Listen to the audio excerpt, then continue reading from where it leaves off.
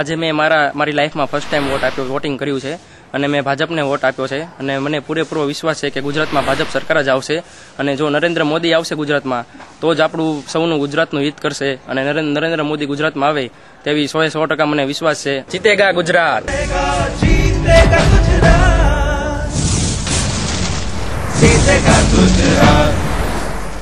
ભાજપ સરકારને મત આપેલો છે અને જે ભાજપ સરકારે જે આ સમયની અંદર જે બધું કરી ચૂક્યા છે એ અગાઉની કોંગ્રેસ સરકાર કરતાં બી સારી રીતે પ્રવૃત્તિ કરી છે।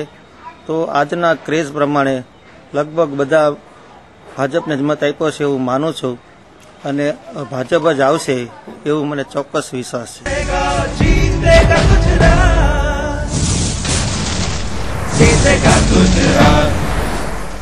આજે મેં ભાજપને જ મત આપ્યો છે અને ભાજપ આવે તો આપણા ગુજરાતનો પણ વિકાસ થાય અને થઈ પણ રહ્યો છે, એટલા માટે મને તો ભાજપ આવે એ પસંદ છે।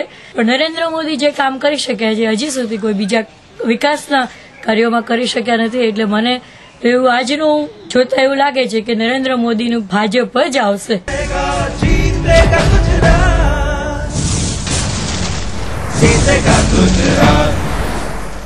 આજની ચૂંટણીમાં મેં ભાજપને મત આપ્યો છે અને હું એવું ઈચ્છું છું અને ગુજરાતની વૃદ્ધિ માટે નરેન્દ્ર મોદી ભાજપ સિવાય બીજો કોઈ ગુજરાતનો વિકલ્પ જ નથી અને મારી શુભેચ્છાઓ કે નરેન્દ્ર મોદી આવે અને ગુજરાતને ખૂબ ખૂબ આગળ વધારે।